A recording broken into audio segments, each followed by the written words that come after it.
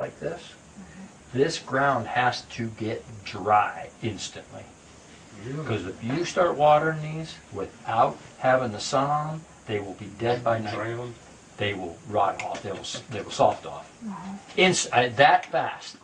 And that's why people. And this is a heated bed. So you know what you need. This is a heated bed. You gotta know what I you're have. There's Christmas tree lights. They only sprout in plus 90-degree soil. They're very temperamental. Now, once you get them to that stage, that is 1 week. 1 week? 1 week. From seed to that? 1 week. No, that's 1 week from seedling. Right, out of the ground, from sprout. That is 1 week from seedling. That's how fast they grow. You would love Dwight Carter. And now, see, what you need to do is you need to get on the internet. They had this great big write-up about Santa Rosa. They took 10,000 moringa plants to Santa Rosa here last week before, the 28th.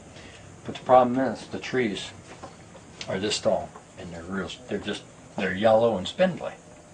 The problem being, one, I'll show you some more, but you need to cut the trees back.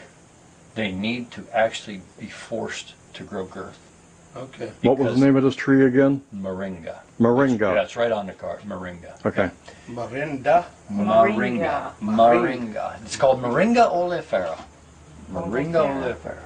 Moringa oleifera. Yep. Farah. Oleifera. Farah. Like Pharaoh. I don't have my hearing aids in. Yeah, that's what I need. Do you have ringing in your ears? Yes. Really? Tennessee.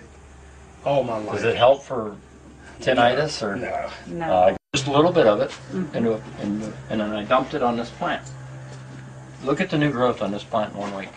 This right here is new growth. Yeah. This right here is old growth. Yeah. Look at it. Look how fast it's actually promoting rapid growth.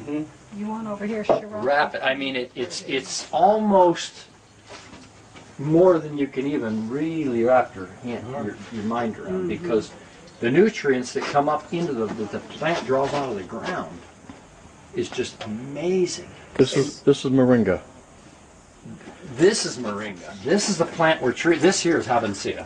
This is treated with moringa fertilizer. These are cuttings, and we just experiment with things to see what makes it. So you take this and grind it up and make fertilizer out of it. Grind the green. This part, The green. Fresh green, grind it up, make fertilizer out of it. And that's what he's treated this And other. that's what, look this at, tree. This is 1 week ago. You see where I dumped that on there?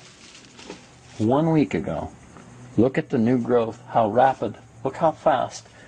Now this is a mango? These are green mangoes. Did you ever have a green mango? We got mango too. I cut this one, I cut that one. These have been cut 1 week.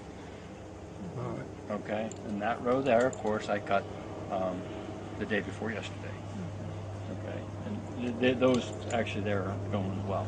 One, they don't need to be this thick, but now that these are 2 weeks old, in 2 more weeks, these trees will be well over your head. 2 weeks. It's sort of like beans. The more you harvest, the more you get. The faster you harvest, the more you get. Now you can let this tree go into a full-size tree. We have trees that were over in Calvary. Calvary had originally tried to start a moringa project. They had a lady there that was doing moringa. Something happened. She ended up moving to Peru or something, and they let the moringa project go. So they have trees over there that are 7 years old. They're this big in 7 years. They love it hot. They love it dry. Now, when I was gone, when I had left here, this was all underwater. Actually, I have pictures of when I left here. Right. The entire hospital. I remember the whole thing being underwater. It was all underwater here about a month and a half ago. Right.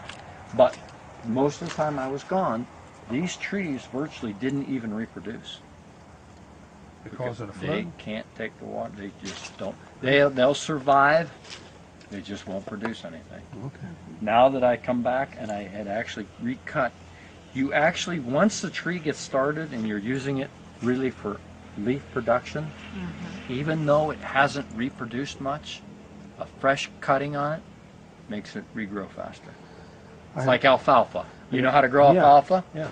If you don't cut it, once it gets through its threshold of growth, it kind of stops growing. Flash to bloom, that's it. Right. You need to harvest. Right. And there's so many different ways to deal with the moringa and work with the moringa.